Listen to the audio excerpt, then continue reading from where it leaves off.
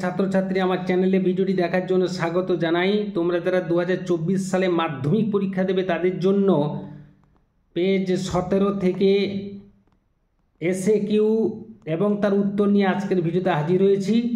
আশা করি ভিডিওটি শুরু থেকে শেষ পর্যন্ত মনোযোগ সহকারে দেখবে, তাতে অনেক উপকৃত হবে। তো চলে আবার শুরু করা যাক। প্রথম প্রশ্ন হচ্ছে 1 কাকে দেখে তপনের চোখ মার্বেল হয়ে গেল? উত্তর হবে নতুন মেসোমশাই।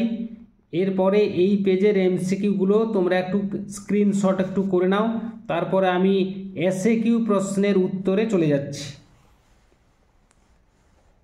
2 দাগে রয়েছে কম বেশি যে কোনো 20টি প্রশ্নের 20টি শব্দে প্রশ্নগুলির উত্তর দাও। 2-1-1 অদল বদল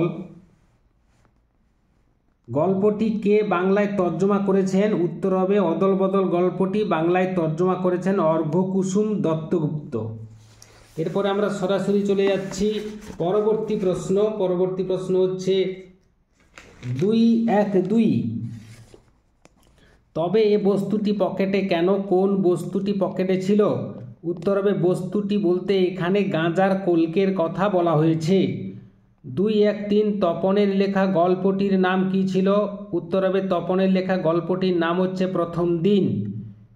2-1-4 চিঠি পকেটেই ছিল। কোন চিঠির কথা বলা হয়েছে?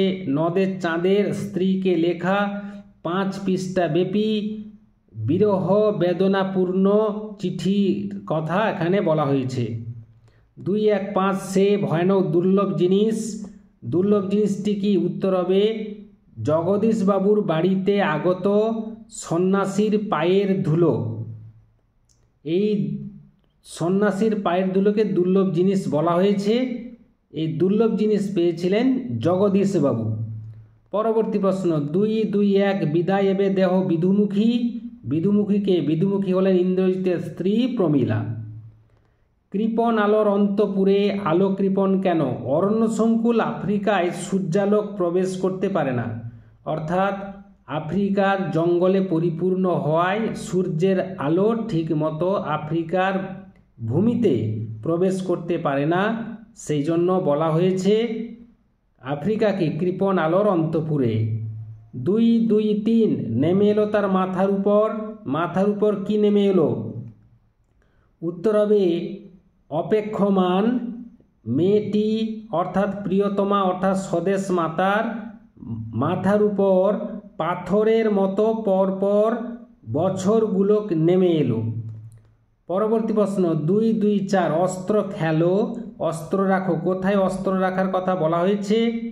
উত্তর হবে হাত থেকে নামিয়ে পায়ে অর্থাৎ গানের 2টি পায়ে অস্ত্র রাখতে বলা হয়েছে। পরবর্তী প্রশ্ন 2-2-5 আসছে এবার অনাগত প্রলয় নেশার নিত্য পাগল কে? উত্তর হবে নটরাজ রূপী স্বাধীনতাকামী মানুষ বা বিপ্লবীদের কথা বলা হয়েছে। এর পরবর্তী প্রশ্ন 2-3-1 শ্রীপান্থ কোন সাহিত্যিকের ছদ্মনাম? উত্তর হবে নিখিল সরকার, তাঁর ছদ্মনাম হচ্ছে শ্রীপান্থ। 2-3-2 আমাদের আলংকারিকগণ শব্দের ত্রিবিধ কথা বলেছেন। শব্দের ত্রিবিধ কথা কি? উত্তর হবে অভিধা, লক্ষণা ও ব্যঞ্জনা। পরবর্তী প্রশ্ন 2-3-3 কলম তাদের কাছে আজ অস্পৃশ্য। কাদের কাছে কলম অস্পৃশ্য? উত্তর হবে পকেট মারদের কাছে কলম অস্পৃশ্য। পরবর্তী প্রশ্ন 2-3-4 প্রথম শ্রেণীর পাঠক সম্পর্কে প্রাবন্ধিক কি বলেছেন? উত্তর হবে প্রথম শ্রেণীর পাঠক ইংরেজি জানে না বা অতি অল্প জানে। এই শ্রেণীতে পড়ে অল্প শিক্ষিত বয়স্ক লোক এবং অল্প বয়স্ক ছেলেমেয়ে। এদের সঙ্গে বিজ্ঞানের পূর্ব পরিচয় নেই। এর পরবর্তী 2-4-1 প্রযোজ্যকর্তা কাকে বলে? উত্তর হবে প্রযোজকর্তার অনুপ্রেরণায় যে কর্তা কাজ করে তাকে বলে প্রযোজ্যকর্তা। যেমন মা শিশুকে ভাত খাওয়াচ্ছেন, এখানে ভাত খাওয়া কাজটি সম্পন্ন করছে শিশু, তাই এখানে শিশুকে হলো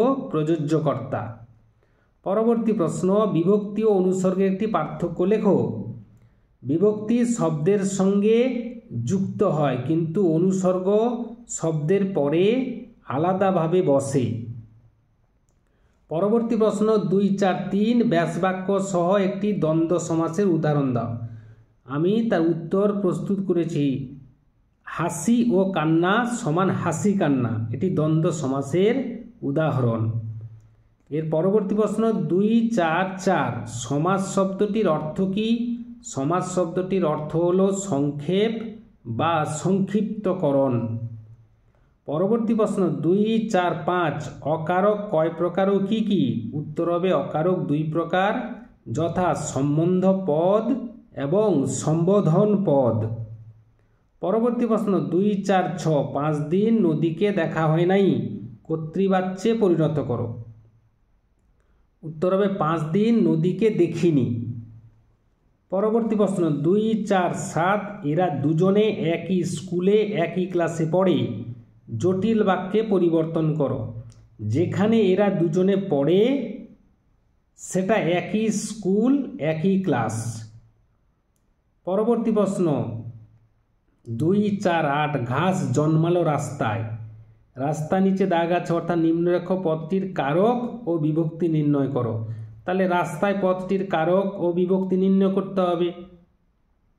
যেহেতু রাস্তায় একটি স্থান বোঝাচ্ছে সেই জন্য এটা অধিকরণ কারক হবে। তাহলে সঠিক উত্তরটি হবে অধিকরণ কারকে অন্তঃস্থ বিভক্তি। এর পরবর্তী প্রশ্ন 2, 8, 9 নীল যে আকাশ ব্যাসবাক্যটি সমাসবদ্ধ করে সমাসের নাম লেখো। তাহলে নীল যে আকাশ সমাসবদ্ধ পদ হবে নীলাকাশ, আর সমাসের নাম হবে সাধারণ কর্মধারয় সমাস। এর পরবর্তী প্রশ্ন 2, 4, 10 আর কোনো ভয় নেই প্রশ্নবোধক বাক্যে পরিবর্তন করো। উত্তর হবে যেহেতু এটা নেতিবাচক বাক্যে রয়েছে আর কোনো ভয় নেই, তাহলে এখানে প্রশ্নবোধক বাক্যে পরিবর্তন করতে হলে ইতিবাচক বাক্যে রূপান্তরিত করে প্রশ্নটি করতে হয়।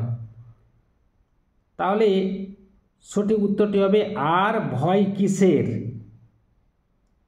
এই ছিল আজকের ভিডিও। আশা করি ভিডিওটি ভালো লেগেছে। ভিডিওটি ভালো লাগলে অবশ্যই একটা লাইক করে দিও, শেয়ার করে দিও। চ্যানেলে নতুন হয়ে থাকলে চ্যানেলটি অবশ্যই সাবস্ক্রাইব করে চ্যানেলের পাশে থাকো। ভিডিওটি এতক্ষণ ধরে দেখার জন্য ধন্যবাদ রইল। নেক্সট ভিডিওয় আবার তোমাদের সঙ্গে দেখা হচ্ছে।